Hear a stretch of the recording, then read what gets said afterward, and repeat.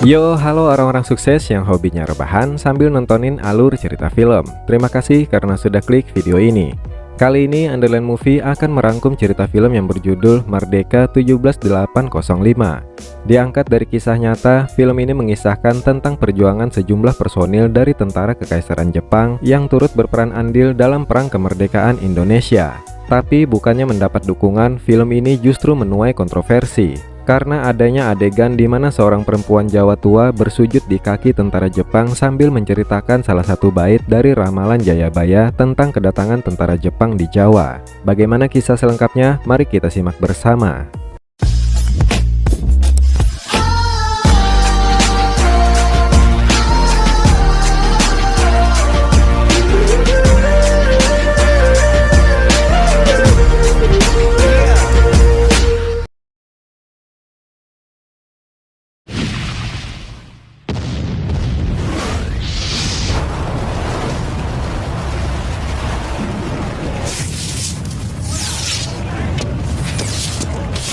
Pada tahun 1941, properti Jepang di Amerika Serikat dibekukan dan ekspor minyak ke Jepang dilarang. Karena pengepungan dan tekanan ekonomi dari Amerika, Inggris, Cina, dan Belanda, Jepang menghadapi krisis dan menyatakan perang terhadap Amerika Serikat dan Inggris untuk membela diri demi nasib bangsa mereka. Pada bulan Maret tahun 1942, pasukan Jepang mendarat di pantai Jawa dan langsung disambut oleh pasukan pertahanan Belanda. Saat itu, Belanda sudah berkuasa di Pulau Jawa. Pasukan Jepang mendapatkan perlawanan yang sangat keras dari pasukan pertahanan Belanda. Tapi pada akhirnya, pasukan Jepang berhasil memukul mundur pasukan pertahanan Belanda di pinggir pantai.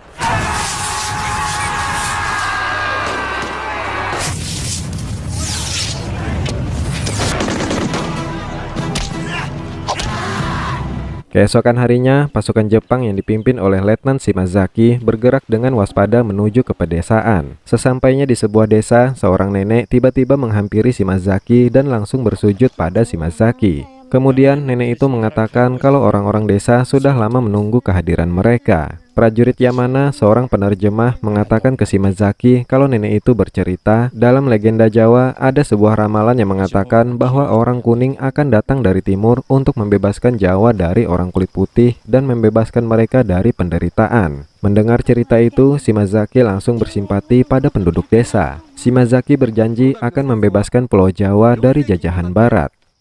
このラインよりオランダ兵を追放し、この度の戦争は君たちに自由を与えることを約束する。 Di markas Jepang di Pulau Jawa. Untuk mencegah perang besar yang pastinya akan memakan banyak korban, Kapten Kataoka menyarankan ke Shimazaki untuk menyusup ke Benteng Bandung yang menjadi markas besar Belanda sekaligus markas gabungan tentara blok sekutu untuk merekomendasikan menyerah ke komandan musuh. Meski ragu dengan siasat itu, Shimazaki tetap menerima misi berbahaya tersebut.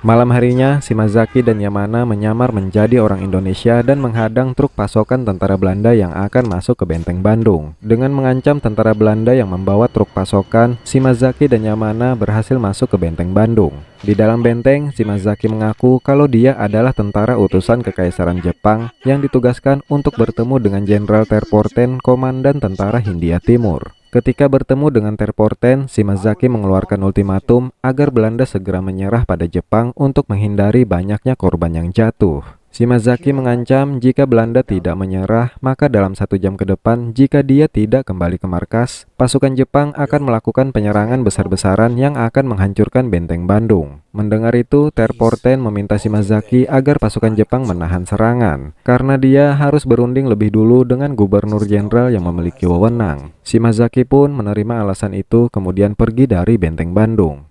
But please, hold the attack until I consult with him. Wat een onzin!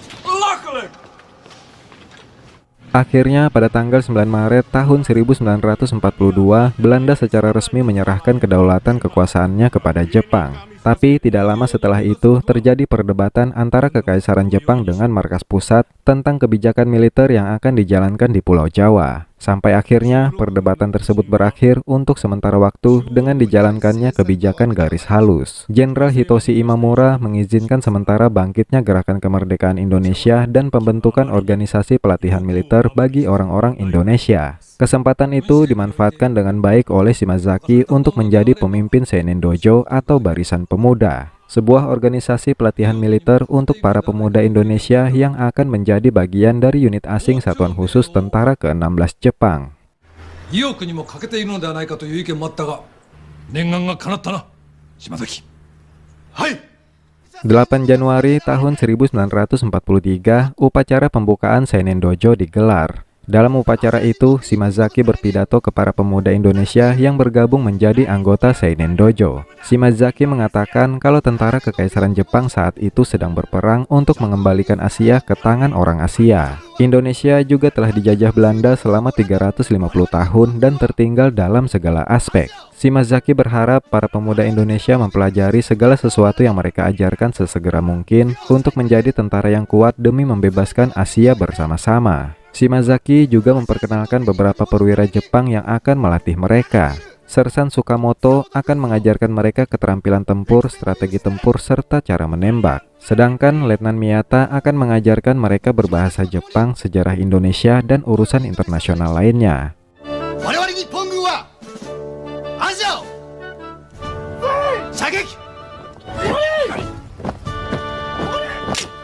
Ketika jam istirahat setelah menjalani pelatihan yang sangat keras, ada satu pemuda Indonesia bernama Nur Hadi yang tidak mau memberi hormat pada Sersan Sukamoto yang saat itu menghampiri mereka. Karena tindakannya tersebut, Nur Hadi dihajar oleh Sersan Sukamoto. Malam harinya, ketika Sersan Sukamoto memeriksa para pemuda Indonesia di kamp mereka, Sersan Sukamoto melihat kalau Nur Hadi sudah tidak ada di kamp. Keesokan harinya, Letnan Shimazaki dan Yamana mendatangi Nur Hadi di rumahnya. Shimazaki meminta Nur Hadi kembali ke kamp pelatihan, tapi Nur Hadi menolak perintah tersebut karena dia tidak terima sudah diperlakukan kasar. Karena penolakan itu, Shimazaki juga bertindak kasar pada Nur Hadi. Karena tindakan kasar Shimazaki, Nur Hadi membalas dengan memukul Shimazaki. Mereka berdua pun terlibat perkelahian. Sambil memukuli Nur Hadi, Shimazaki mengatakan kalau dia tidak butuh prajurit yang lemah dan suka membangkang seperti Nur Hadi.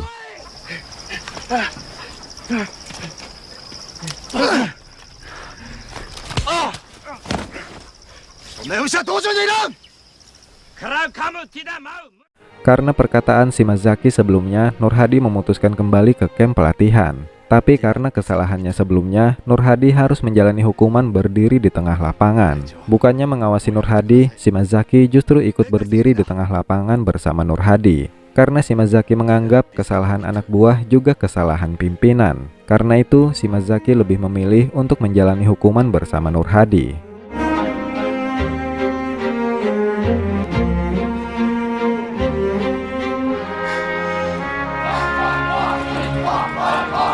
Malam harinya, seorang perawat bernama Ariyati menemui Shimazaki dan mengajukan diri untuk ikut bergabung bersama Seinen Dojo. Tapi Shimazaki menolak karena wanita tidak boleh bergabung dengan Seinen Dojo. Tapi meskipun Ariyati tidak bisa bergabung, Ariyati diizinkan untuk mendukung dan membantu usaha kemerdekaan. Keesokan harinya, para pemuda Indonesia kembali menjalankan pelatihan keras. Pelatihan keras yang dijalani di Seinen Dojo membakar semangat para pemuda Indonesia untuk berjuang sampai mati demi kemerdekaan Indonesia baru yang dijanjikan oleh Jepang. Sampai mati, sampai mati, sampai mati, sampai mati, sampai mati, sampai mati.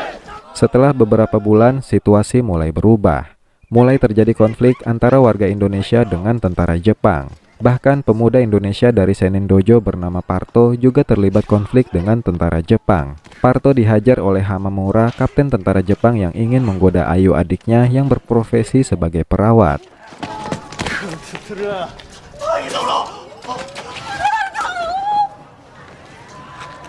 Mengetahui Parto dihajar, Nur Hadi sangat marah dan membalas menghajar Kapten Hamamura. Karena insiden itu, pihak Kekaisaran Jepang memutuskan membubarkan Seinen Dojo. Keputusan itu membuat Shimazaki sangat marah, tapi sebagai bawahan, Shimazaki tidak bisa berbuat apa-apa.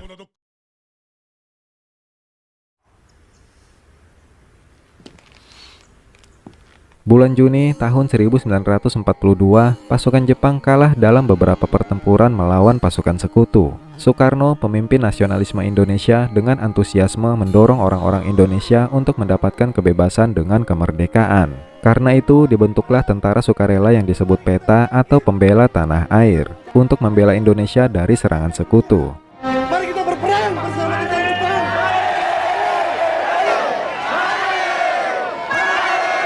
10 Oktober tahun 1943, tentara PETA diresmikan. Bersama tentara Jepang, para anggota Seinen Dojo juga bergabung dengan tentara PETA. Tapi setelah pembentukan tentara PETA, Kaisar Hirohito mengabarkan lewat radio kalau Jepang sudah kalah berperang dan menyerah tanpa syarat pada tentara sekutu. Shimazaki yang merasa berhutang janji untuk membantu kemerdekaan Indonesia terus berusaha mempertahankan berdirinya tentara PETA. Tapi Kapten Kataoka meminta Shimazaki untuk memimpin pasukannya. Sementara dia akan kembali ke tanah air untuk bernegosiasi dengan markas staf. Shimazaki diselimuti rasa bingung dan bimbang antara berpegang dengan komitmennya sebagai tentara kekaisaran Jepang dan tunduk kepada tentara sekutu atau membantu tentara PETA meneruskan perjuangan mereka. そう簡単にはいくまいが、いずれにしても正念場だ。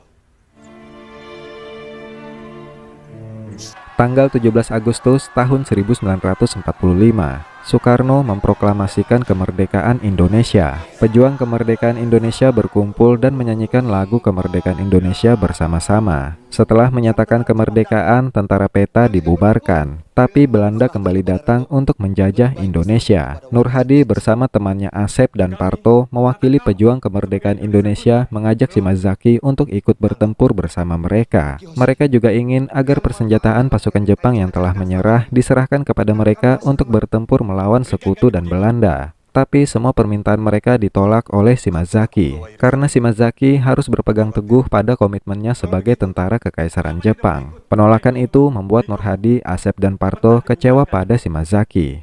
Sungguh mengecewakan. Onegai ga arimasu. 部下もいる。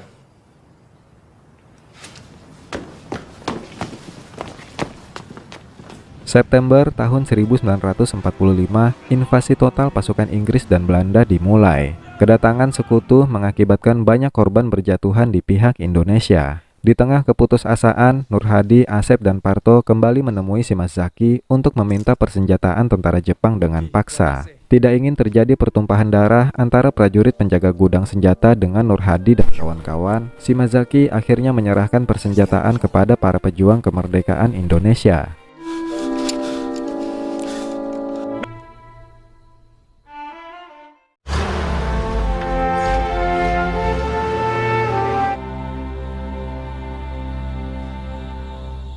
Setelah memberikan semua persenjataan kepada para pejuang kemerdekaan Indonesia, Shimazaki ditangkap oleh tentara sekutu karena dianggap sudah melanggar perjanjian penyerahan. Shimazaki diinterogasi dan disiksa oleh perwira investigasi Belanda yang sangat kejam. Setelah diinterogasi, Shimazaki dikurung di dalam sel. Tapi beberapa hari kemudian, para pejuang kemerdekaan Indonesia datang ke markas sekutu untuk membebaskan Shimazaki. Shimazaki berhasil dibebaskan, tapi dalam pertempuran itu banyak pejuang kemerdekaan Indonesia yang gugur termasuk Parto.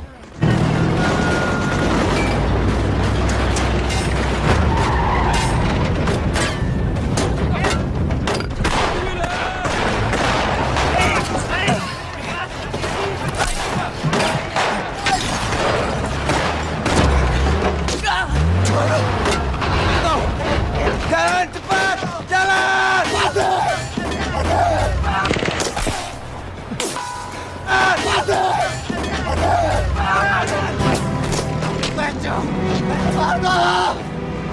Pengorbanan Parto dan para pejuang kemerdekaan Indonesia dalam membebaskan Shimazaki membuat Shimazaki sadar kalau pilihan hidupnya sebenarnya sudah dia putuskan ketika dia mendengar ramalan dari si nenek sebelumnya. Shimazaki pun memutuskan akan ikut berjuang bersama para pejuang kemerdekaan Indonesia untuk Indonesia merdeka.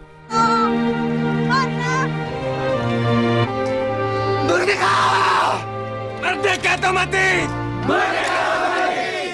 Hari demi hari, Shimazaki bersama para pejuang kemerdekaan Indonesia terus melakukan perlawanan.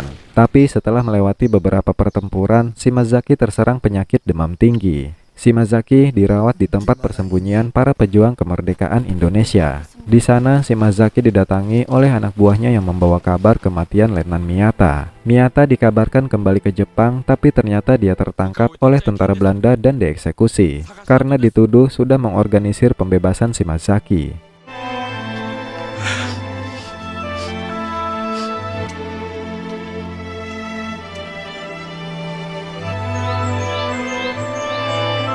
Tahun 1949, para pejuang kemerdekaan Indonesia melakukan serangan besar-besaran terhadap Belanda untuk merebut kota Yogyakarta yang menjadi ibu kota darurat Republik Indonesia kala itu. Tapi dalam pertempuran tersebut, banyak para pejuang kemerdekaan Indonesia yang gugur karena kalah persenjataan. Begitu juga dengan tentara Jepang yang ikut bertempur bersama para pejuang kemerdekaan Indonesia. Yamana juga gugur di tangan tentara Belanda ketika menyelamatkan anak kecil yang berada di tengah pertempuran. Pertempuran tersebut berlangsung sangat sengit, sampai akhirnya tertembaknya Asep ketika mengibarkan bendera merah putih di tengah pertempuran, membuat Nur Hadi, Shimazaki, dan para pejuang kemerdekaan Indonesia bertekad mengakhiri pertempuran tersebut. Sampai mati Nur Hadi! Attention!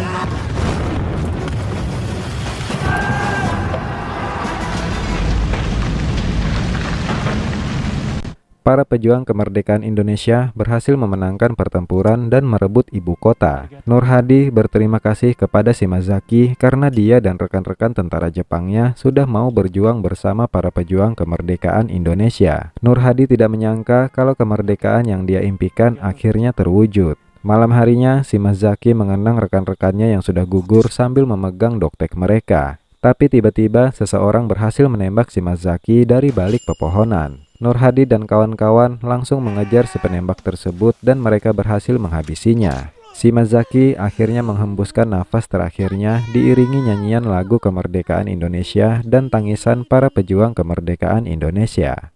Indonesia Raya, merdeka, merdeka, tanahku, negeriku yang ku cinta. Indonesia Raya, merdeka, merdeka, hiduplah Indonesia Raya.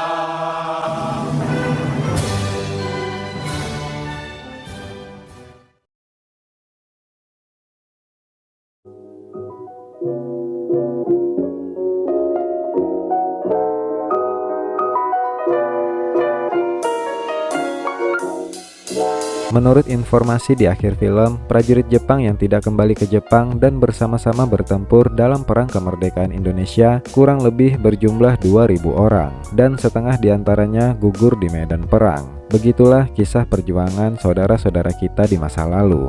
Semoga film ini bisa memberikan pelajaran yang berharga untuk kita. Mohon maaf kalau ada kekurangan dalam penyampaian cerita.